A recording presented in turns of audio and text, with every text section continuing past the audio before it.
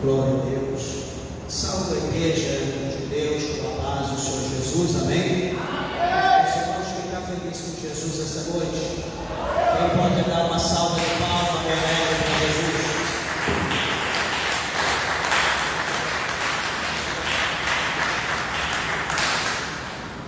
Glória a Deus.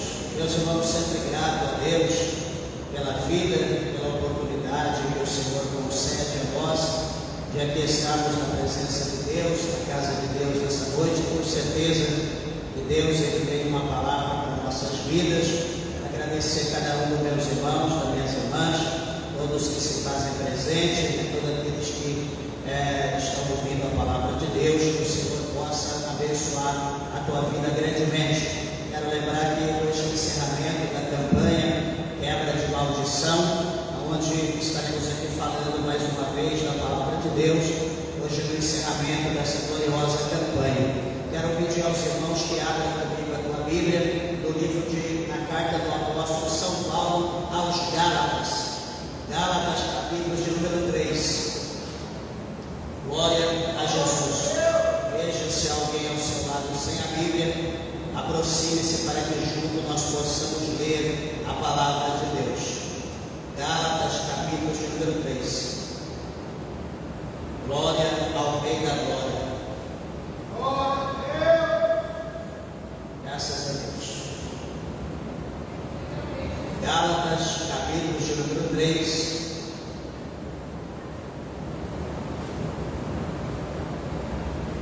E o versículo de número 13 apenas.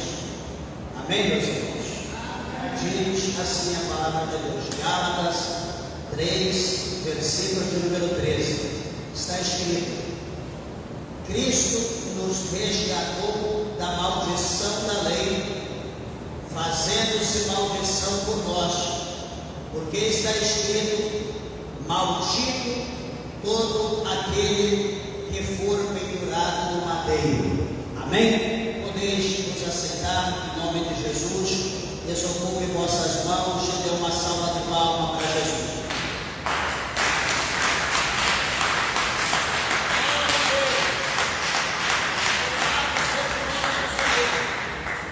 Aleluia. Meus irmãos, no culto anterior nós falamos alguma coisa acerca deste capítulo de número 3, do verso 10 até aqui o versículo de número 13, falamos acerca de alguma coisa da lei, falamos também acerca de Jesus. Ele passou se fazendo maldito para que nós, como aqui está dizendo a palavra de Deus, para que nós pudéssemos ser livres, para a glória do nome do Senhor. Ele se tornou maldito, ocupando madeiro, para que nós pudéssemos ter então liberdade, pudéssemos ser livres dessa maldição.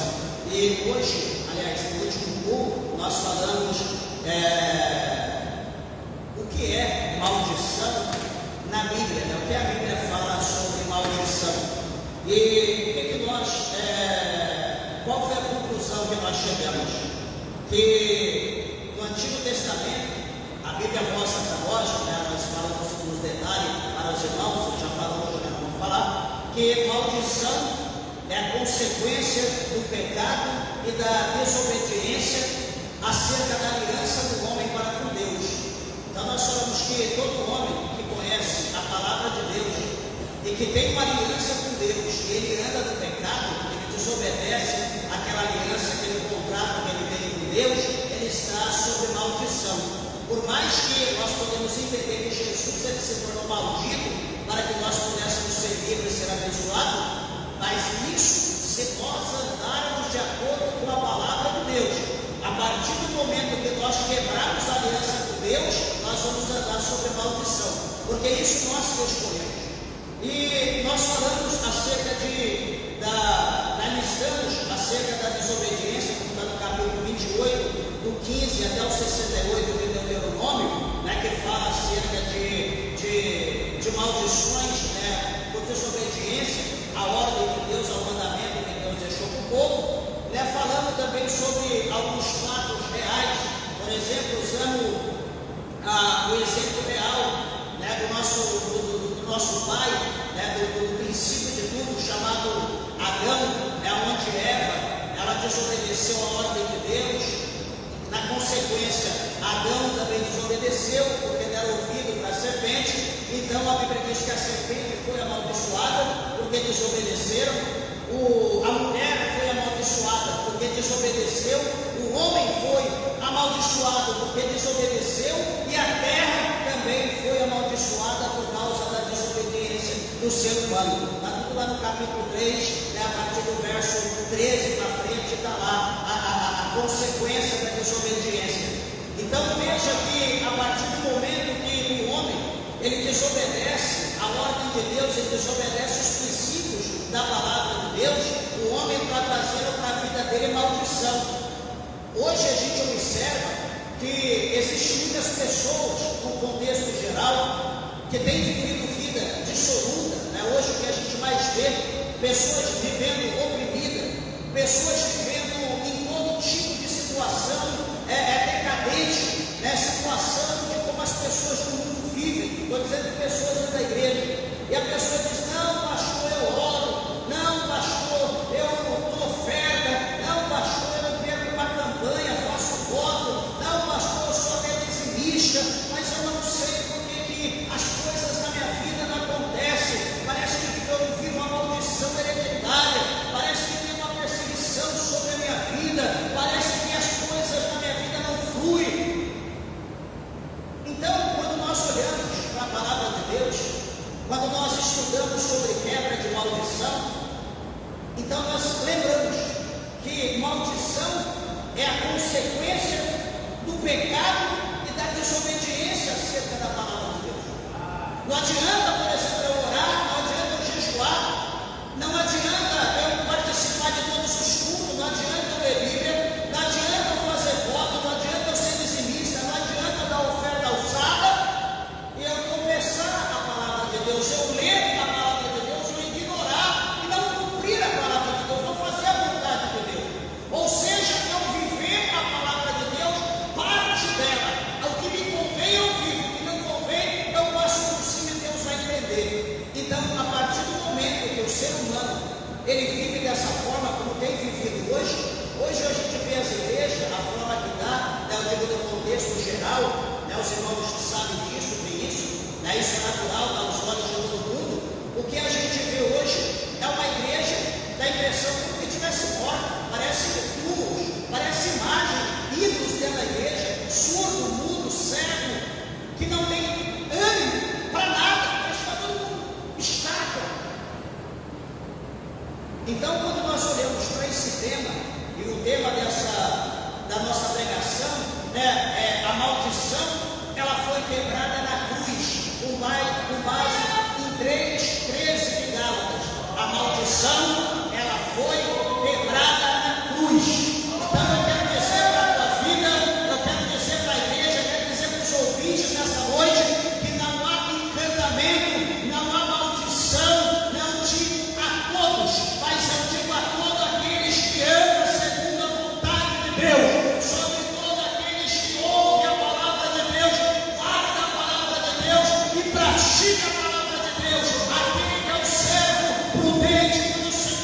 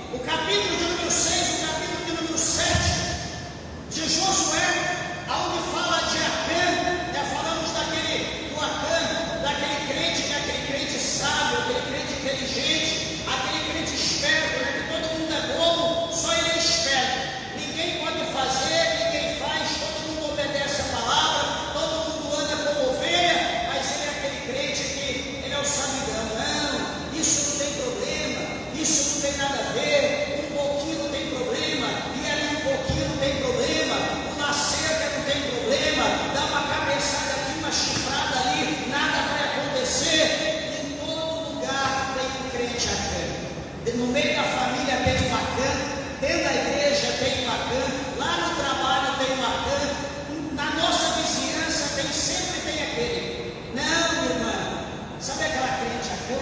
Não, um pouquinho de base não tem problema, uma pinturinha não tem problema, não, andar com a roupinha decotada não tem problema, o que é bonito tem que mostrar, vai ser uma obra-prima. Não, irmão, não tem problema jogar uma bolinha, tomar uma cervejinha entre irmão, ali só sem embriagar, um joguinho aqui, fazer uma festinha ali, vai que eu ganho na, sei lá no que, eu até vou doar o dinheiro para construir a igreja, para comprar o lote. Acha que Deus não vai se alegrar com isso? Então sempre tem uma cã, sempre tem aquele que quer influenciar os outros, sempre tem aquele que é o mais esperto, é o mais sabido, aquele que tem um conhecimento maior, aquele que é iluminado, e sempre esse é o que vai levar as pessoas para o abismo, porque é o cego, porque é o vaso usado pelo diabo. Ele não se dá atenção a isso, porque ele ignora a verdade, ele ignora a palavra, ele usa, ele dá uma de cego, né? Desculpa que eu vou falar pesado, não tenho que falar, ele dá uma de cego do diabo, ele dá uma do discípulo de Satanás. E como que é dar uma de discípulo de Satanás?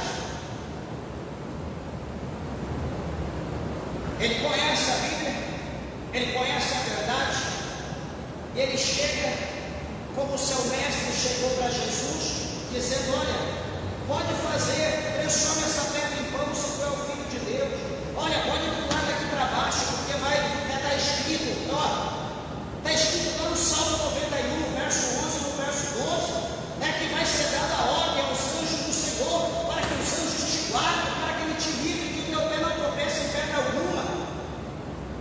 Então o filho do diabo é aquele que ele conhece a Bíblia, e para fazer o irmão pecar, para fazer a irmã pecar, ele cita versículos da Bíblia. Sabe aquele texto sem contexto, que gera pretexto para a heresia? Ele não tem fundamento, mas ele pega aquele verso isolado, que quando você vê o contexto é totalmente outra coisa, ele usa aquilo para poder fazer a pessoa pecar. E a pessoa fala mesmo, ele está falando da Bíblia, é mesmo, eu já ouvi falar esse versículo, é mesmo, né? Não cai nenhuma folha da árvore se Deus não quiser, é mesmo, faça por ti que eu te ajudarei, está escrito mesmo isso na Bíblia. São aberrações, são heresias, e aquela pessoa vai usar aquilo para levar a gente para o laço. Foi igual a Cã, pegou lá a cunha de ouro, pegou lá os 200 ciclos de prata, pegou a capa babilônica, ao esperto, levou para a casa dele, e a maldição veio para todo mundo. Todo mundo. Às vezes eu fico preocupado, meus irmãos, já li essa palavra muita vez, já vi muita pregação linda.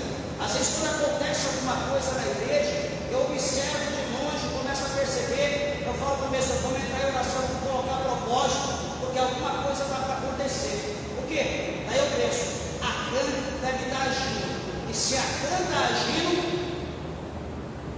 está trazendo a maldição para ele. Só que como a igreja é o corpo de Cristo, e cada um de nós é o membro do corpo, então se a Cã está trazendo a maldição para todo o corpo, vai sentir.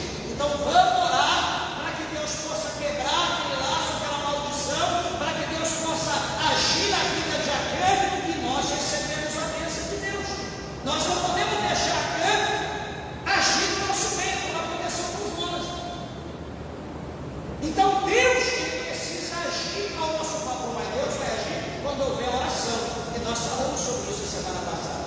Então veja que hoje eu quero falar alguma coisa, como que a maldição ela entra na vida do homem. Você já pensou isso? Como que a maldição entra na minha vida? Se Jesus já levou lá na cruz, ele se tornou maldito, como que a maldição ela entra na vida do homem? Meus irmãos, em Provérbios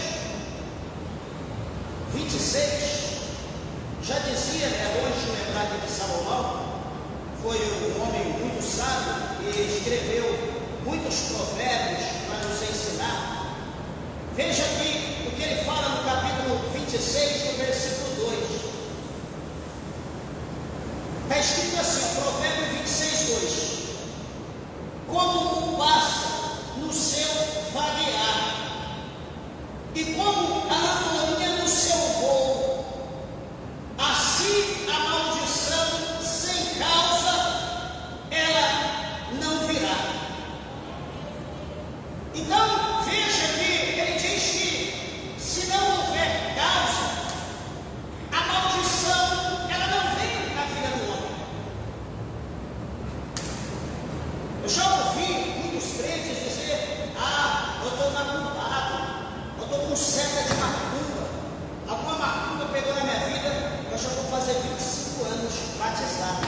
Eu nunca na minha vida abri minha boca para dizer que eu estou macumbado, que eu estou com seta, que o diabo colocou a mão na minha cabeça, que o diabo colocou em mim. Nunca!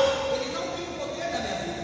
O diabo não tem poder. Eu sou guardado, coberto pelo sangue do Senhor Jesus Cristo de Nazaré.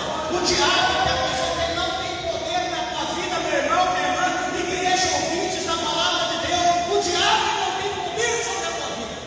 Por isso, veja bem, entenda aqui, assim a maldição sem causa, ela não virá. Então está dizendo sem causa, está dizendo sem motivo.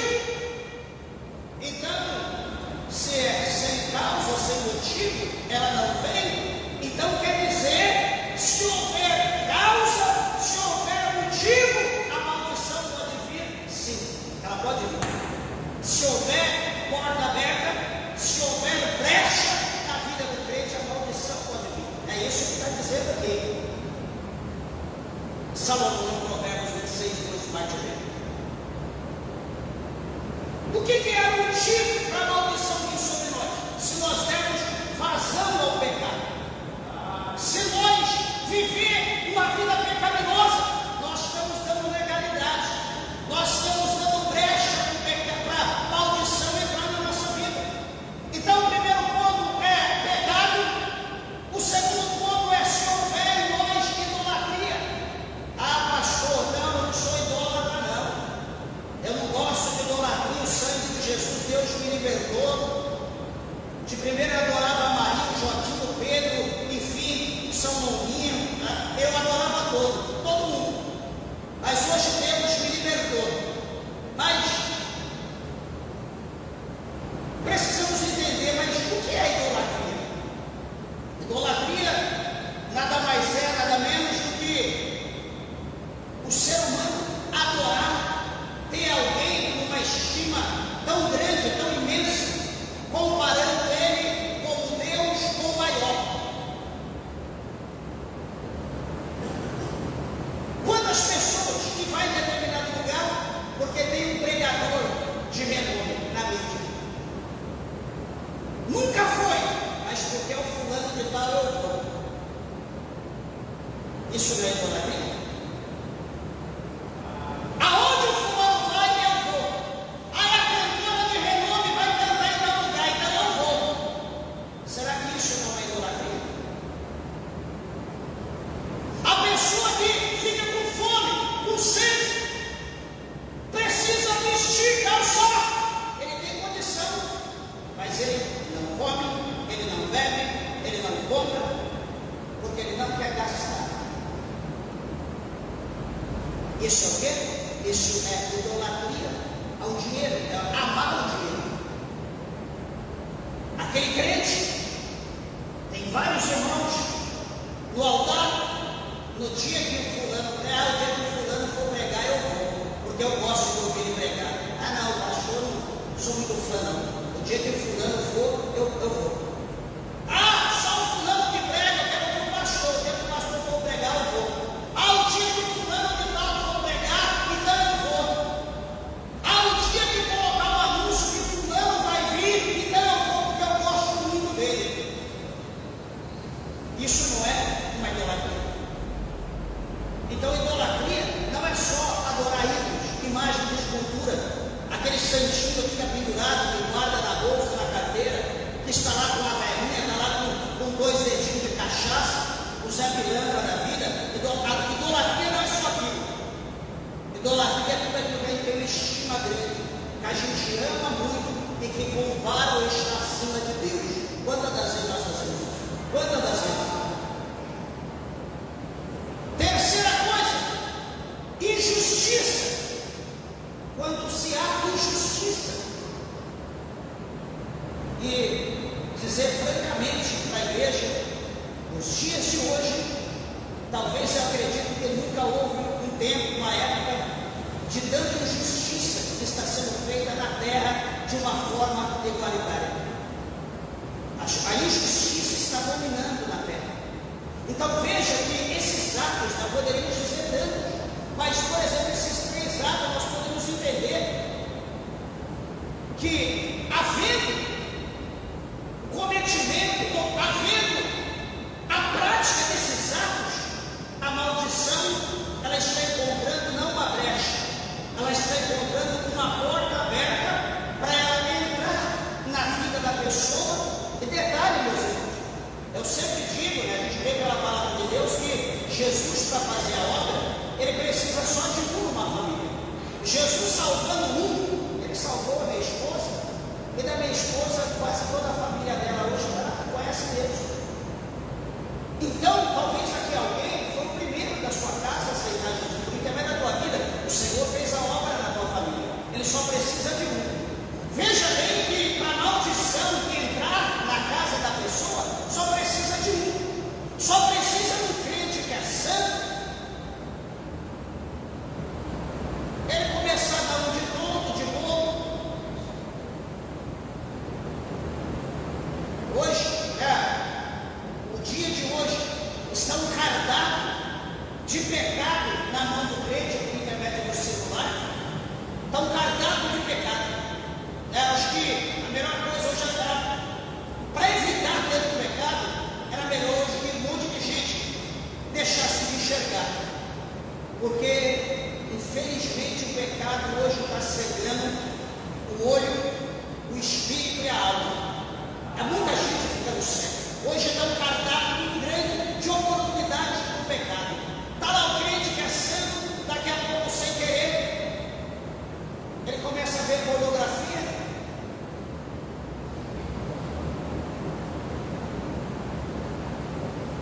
Mas não tem problema não. Só uma fotinha só. Isso não é porno. Isso é o céu aberto para maldição entrar, mas só isso. Ué, você quer o que mais? Você esqueceu que está escrito em 5, 32, 31, 32 do Evangelho de São Mateus? Que Jesus diz que aquele que olhar para uma mulher e desejar,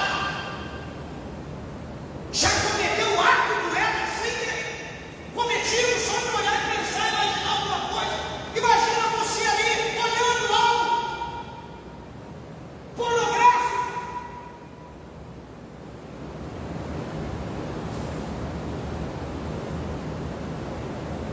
O que acontece? A maldição entra na vida do homem ou da mulher, que não é só homem que pratica isso, mulher também pratica, se brincar mais do que o homem ainda. Então, quando há essa prática, a porta está aberta. O que vai acontecer? Os demônios vão entrar. O demônio, ele entrando, lembra de Acã, ele não agiu só na vida de Acã, ele não agiu só na família de Acã, ele agiu em toda a nação de Israel, ou seja, toda a igreja, todo o povo, milhares e milhares foram amaldiçoados por causa da esperteza de um único homem, um só. Então, por causa de um, a maldição entra dentro da família. Da família, a maldição vai para o emprego. Daquele, a maldição vem para a igreja. Porque aonde ele foi amaldiçoado, aonde ele está, a maldição vai proliferando, vai ramificando. Pastor, mas qual foi a novidade? Está na Bíblia. Veja, por Adão e Eva deu exemplo, por Acã eu dei exemplo, entre outros. Tem muitas coisas que mostram. No caso de Jonas, por causa dele, todo mundo ia morrer. Então, por causa de um, nós precisamos vigiar. Não, mas eu assumo, a responsabilidade é minha. Não, eu fiz mesmo, mas eu assumo. Peraí, mas só isso não basta. Só você dizer, não, eu assumi, eu errei. Isso não é importante. O mal, ele precisa ser cortado na raiz. Não é só o galho, não é só o tronco,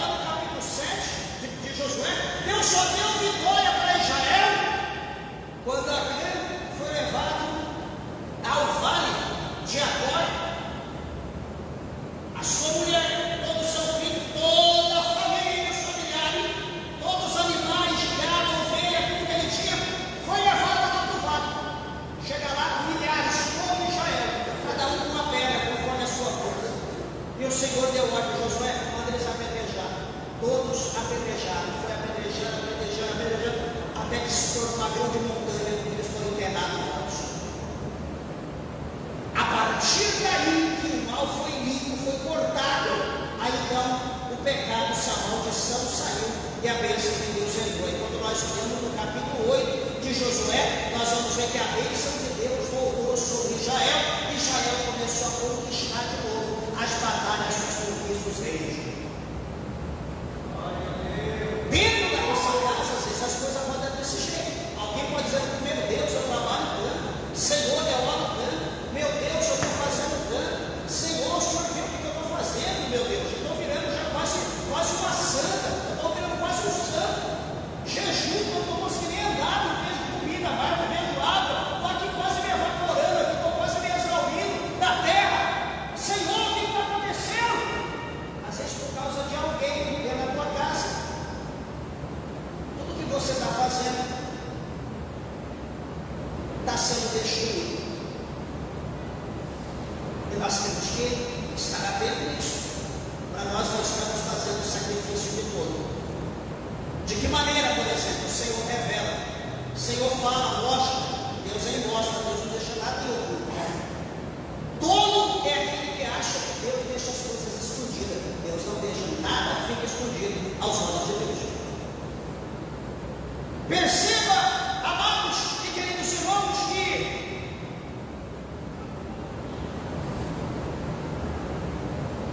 a Bíblia mostra para nós, aqui em Êxodo, no capítulo 20, o segundo livro da Bíblia.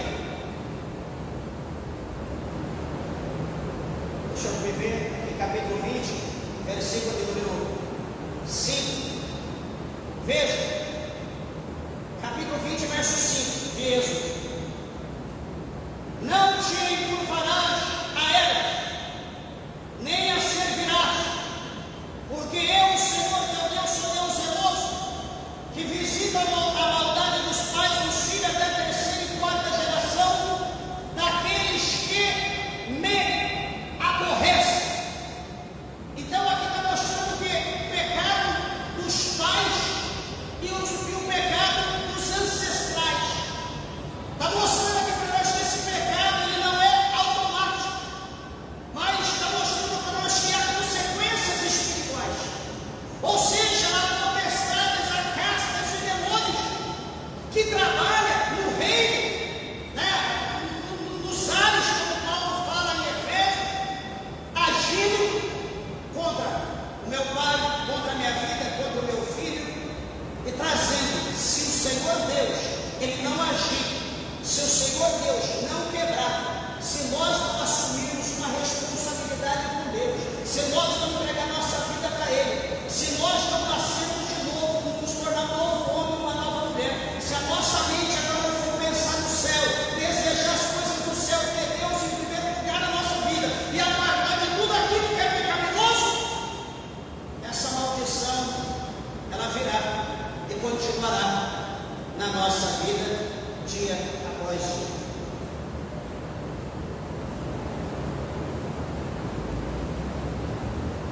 Então, o problema vai mais está muito além daquilo que nós possamos imaginar. Outra coisa, palavras de maldição proferidas com autoridade, dita por um pai, dito por uma mãe,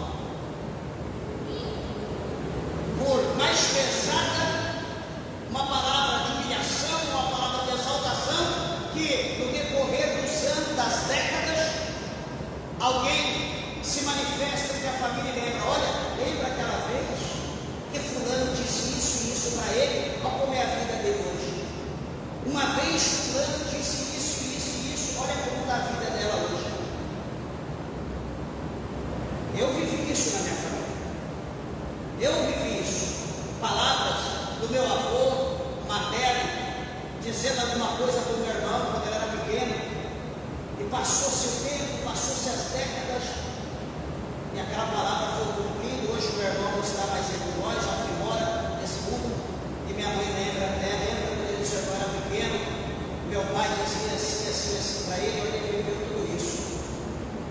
Então a gente vê que a palavra, ela tem um poder muito pesado, muito forte, e às vezes as pessoas não se dão conta disso, acham que palavra é só palavra jogada ao vento, algo que entra aqui, sai aqui, vai embora. Meus irmãos, nós temos que vigiar isso, porque a palavra, ela tem um poder muito grande.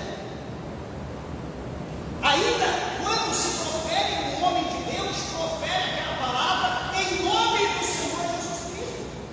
Veja que tudo que nós falamos em nome de Jesus, de acordo com a nossa fé, isso acontece.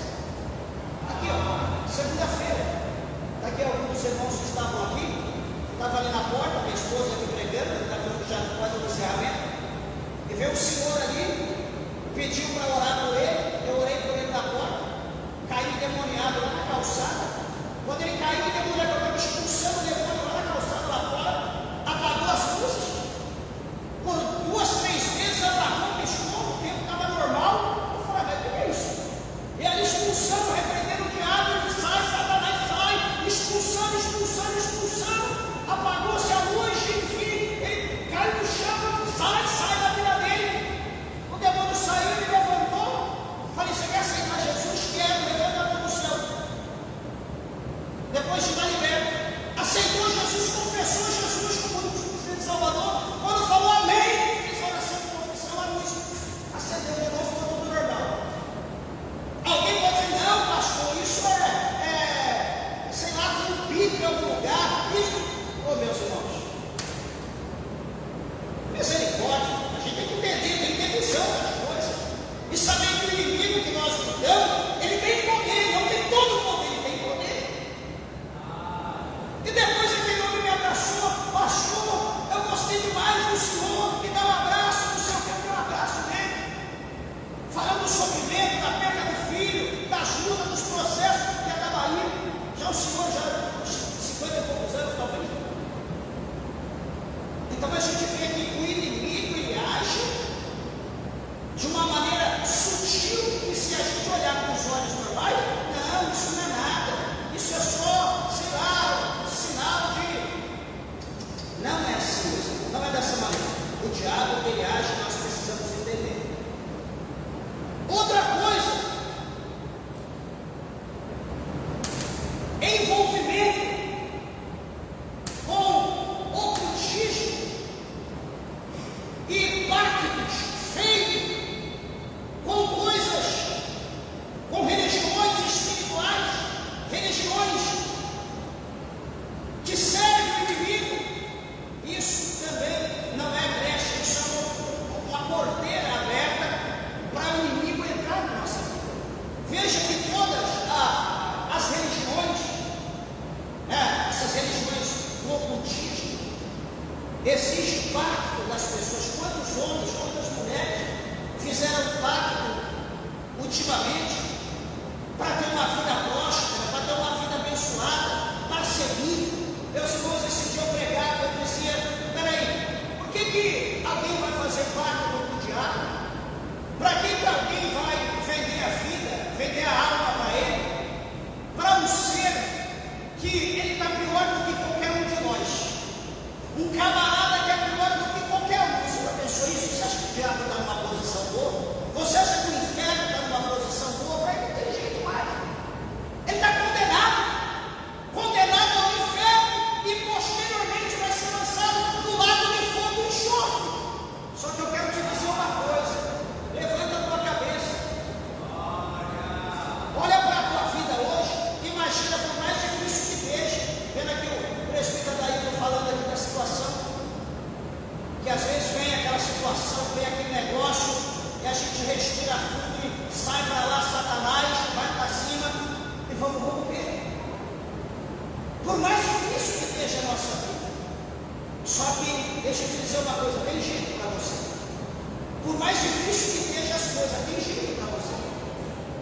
Tem libertação, tem salvação, tem mudança de cativeiro, tem uma promessa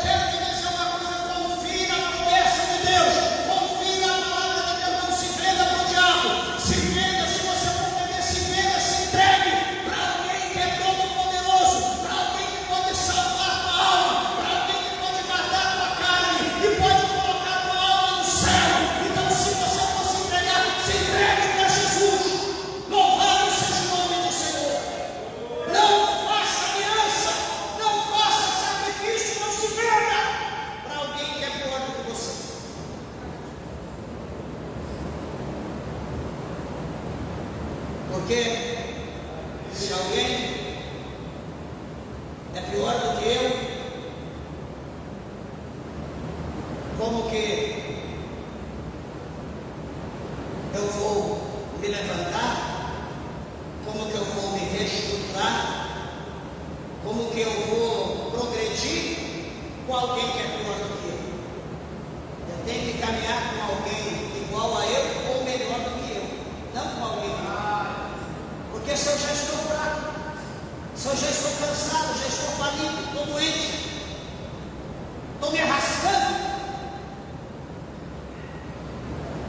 e se eu for me relacionar, me envolver com alguém pior do que eu, se eu já estou me arrastando, imagina quem está pior do que eu.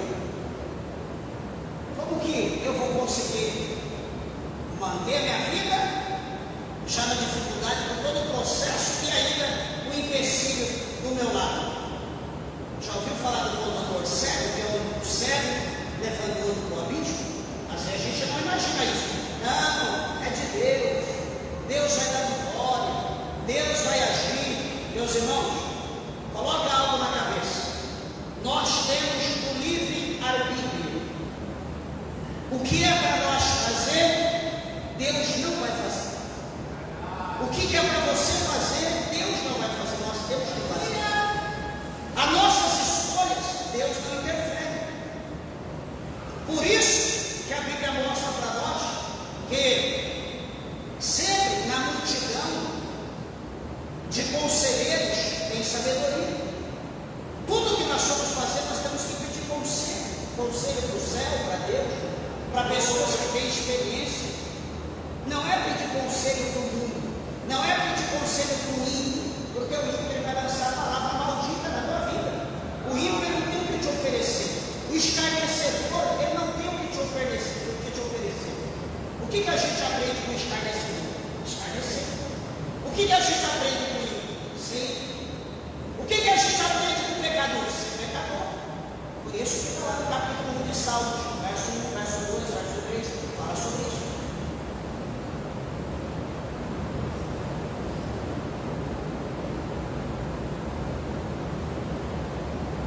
Veja, o terceiro ponto, o primeiro, o segundo, agora o terceiro ponto. A obra perfeita de Cristo quebra toda a maldição. Nós olhamos aqui em Gálatas 13, ou aliás, Gálatas, no capítulo de número 3, no versículo 13, fala que Cristo nos resgatou da maldição da lei, fazendo-se maldição por nós, porque está escrito: maldito todo aquele que for pendurado no madeiro. Então veja que Jesus, ele fez a obra perfeita, se tornando maldito por nós. Era para nós lá, só que o Senhor nos tirou de lá. Olha o verso 14: para que a bênção de Abraão chegasse aos gentios por Jesus Cristo, e para que pela fé nós recebamos a promessa do Espírito.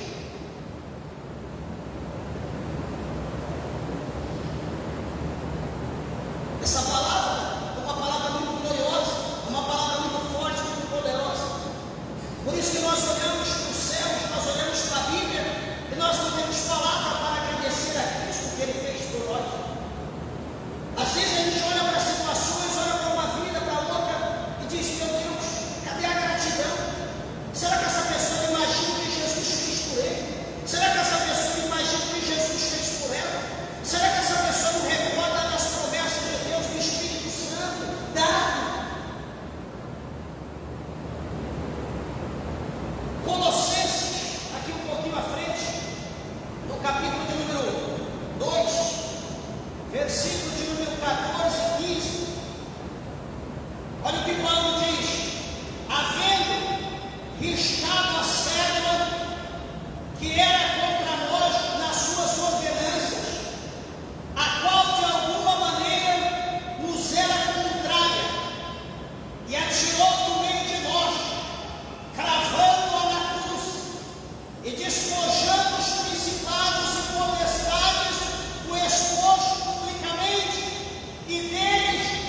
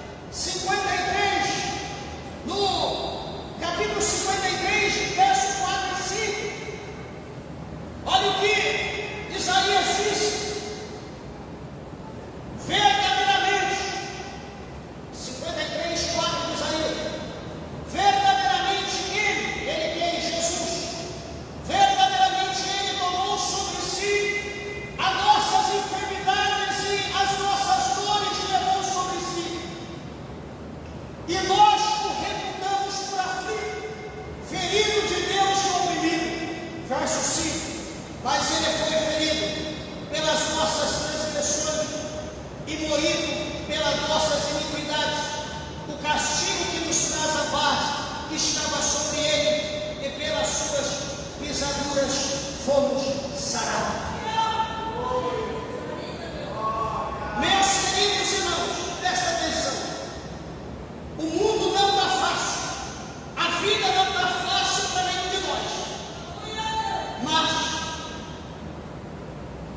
com base em Gálatas 3, 13 e 14, com base em Colossenses capítulo 2, 14 e 15, com base em 53, 4, 5 de Isaías, se Jesus não levasse isso aqui que ele levou sobre ele, a nossa vida está difícil hoje. E se Jesus não tivesse levado tudo isso que ele levou, lá em Gálatas, Colossenses e aqui em Isaías, deixa eu concluir essa parte, lembrando aqui Romanos, capítulo 8. Peraí, falta aqui mais um mistério aí. Romanos, capítulo 8. Peraí, essas quatro bases. Capítulo 8, verso 1, 2 de Romanos. Presta atenção, Romanos 8, 1 e 2. Portanto, agora nenhuma condenação há para os que estão em Cristo Jesus, que não andam segundo a carne, mas segundo o Espírito. Verso 2.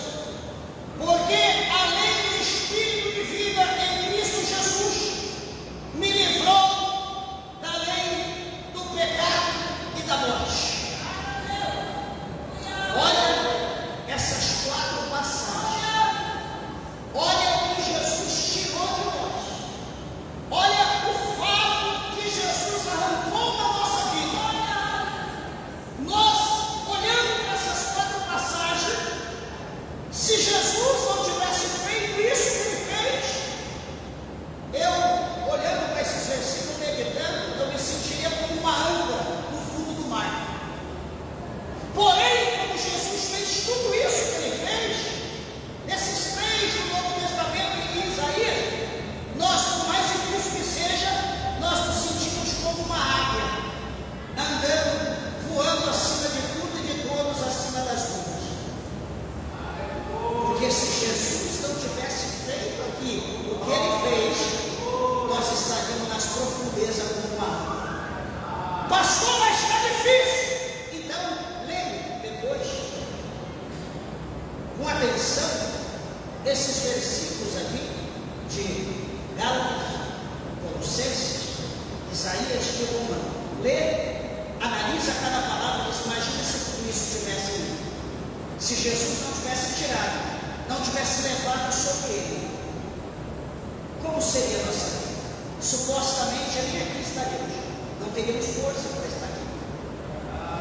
Então, se nós fazemos alguma coisa para Jesus, vamos fazer mais ainda, vamos ser gratos mais ainda, vamos adorar mais ainda com diligência, vamos nos achegar com mais afinco, com mais amor, porque o que Jesus fez para nós não precisa mais nada.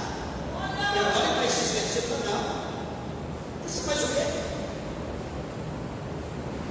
Ele já fez tudo.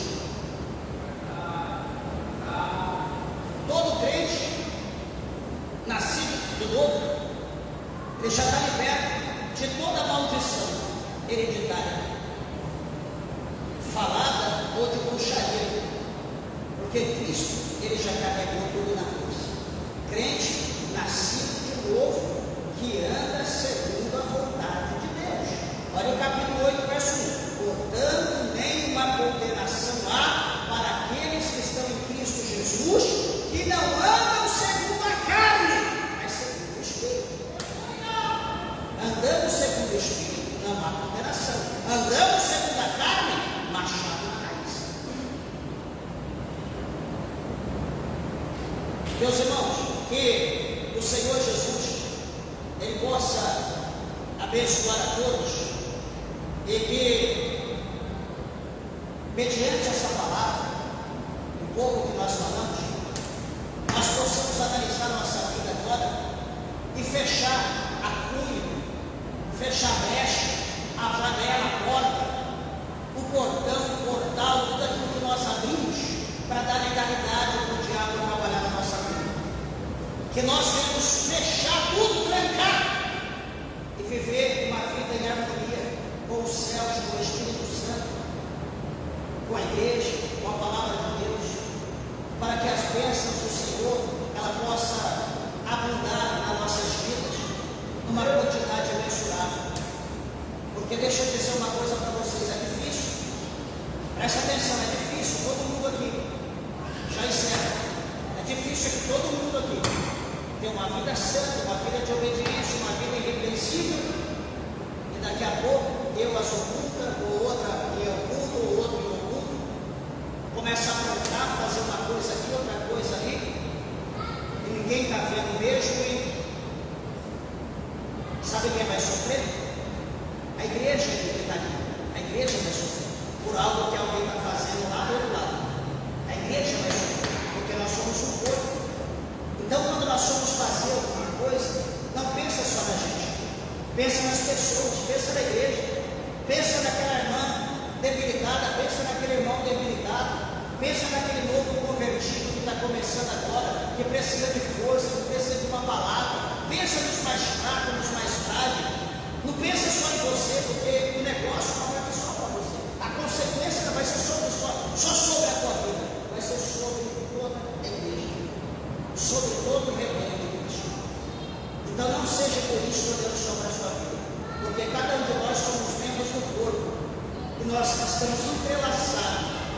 Por mais insignificante que seja a ponta da orelha, se nós fizermos um furo, nós vamos sentir a dor.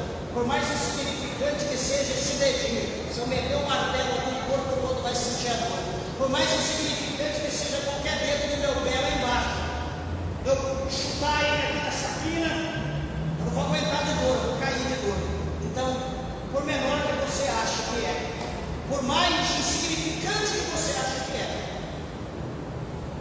você tem um peso fundamental na obra que você congrega, no ministério que você congrega. Guarde isso no coração. Os olhos de Deus estão sobre os maus e sobre os bons. E vai chegar o dia que nós vamos ter que dar conta de todas as nossas obras. Amém? Que Deus abençoe meus irmãos. As horas se foram, as calmas, bem alegre, exalta e glorifica o nome do Senhor Jesus. Graças a Deus. Que Deus possa abençoar a todos em nome de Jesus Cristo. Meus irmãos, vamos, todos dizem amém? Amém.